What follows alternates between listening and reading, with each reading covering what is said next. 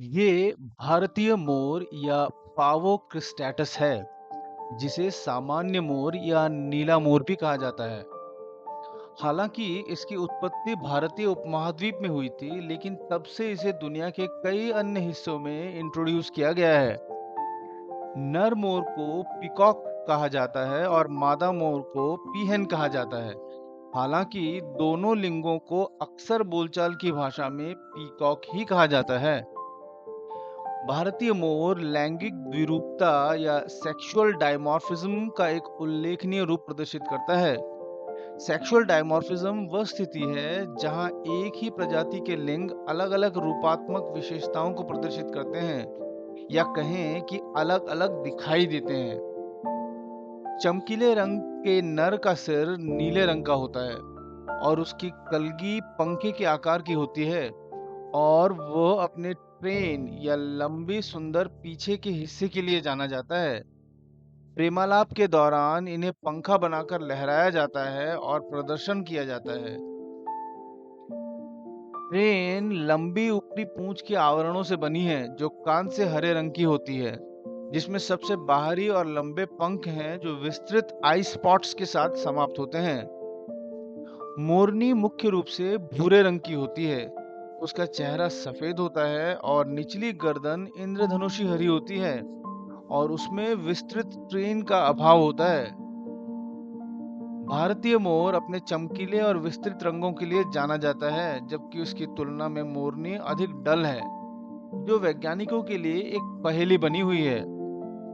Charles Darwin असहमत थे कि असाधारण पूंछ का कोई अनुकूली लाभ है।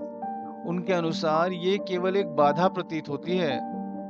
उन्होंने एक बार बॉटनिस्ट आशा ग्रे को लिखा, जब भी मैं मोर की पूंछ में एक पंख को देखता हूं तो मैं सिक या असहज महसूस करता हूं।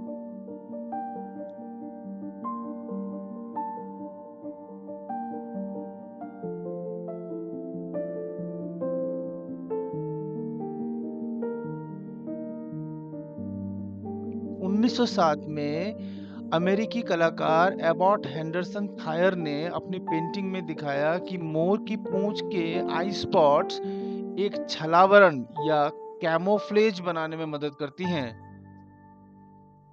दक्षिणी इंग्लैंड के विप्सनेड वन्यजीव पार्क में भारतीय मोर की जंगली आबादी पर एक अध्ययन से पता चला है कि ट्रेन या लंबे पूंछ में आई स्पॉट की संख्या से नर की संभोग सफलता की भविष्यवाणी की जा सकती है और इस सफलता को नर के कुछ अलंकृत पंखों से आई स्पॉट्स के धब्बे काट कर हेर फेर किया जा सकता है।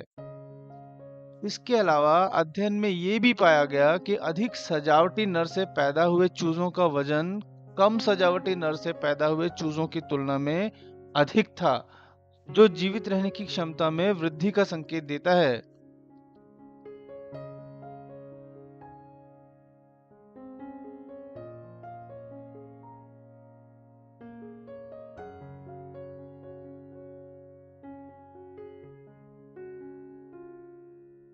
मुक्त विचरण करने वाले मोर पर 7 साल तक चले जापानी अध्ययन से ये निष्कर्ष निकला कि मादा मोर केवल मोर की पूंछ के आधार पर साथी का चयन नहीं करती।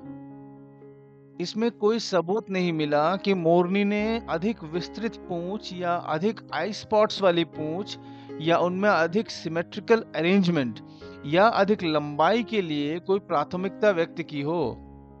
इसने निर्धारित किया कि मोर की पूंछ महिला साथी की पसंद का सार्वभौमिक लक्ष्य नहीं था और पुरुष के शारीरिक स्थितियों से संबंधित भी नहीं था। ये तर्क दिया गया कि आंखों के धब्बे हटाने से नर मोर की उपस्थिति में काफी बदलाव आया है और ये संभावना है कि मादाएं इन नरों को कम वयस्क समझती हैं या उन्हें लगता है कि नर शारीरिक रूप से क्षतिग्रस्त हो गए हैं।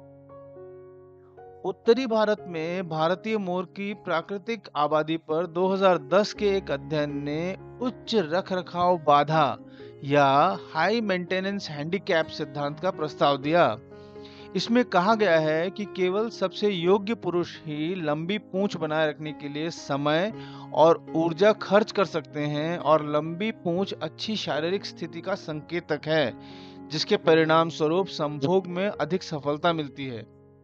2013 के एक अध्ययन में, जिसमें नर के प्रदर्शन पर प्रतिक्रिया करने वाली मोरनी की आंखों की गतिविधियों पर नजर रखी गई, ये पाया गया कि मोरनी लंबी दूरी पर होने पर केवल पंखों के ऊपरी क्रम की दिशा में देखती हैं, और जब नर उनके करीब दिखाई देते हैं तो वे केवल निचले पंखों की ओर देखती हैं।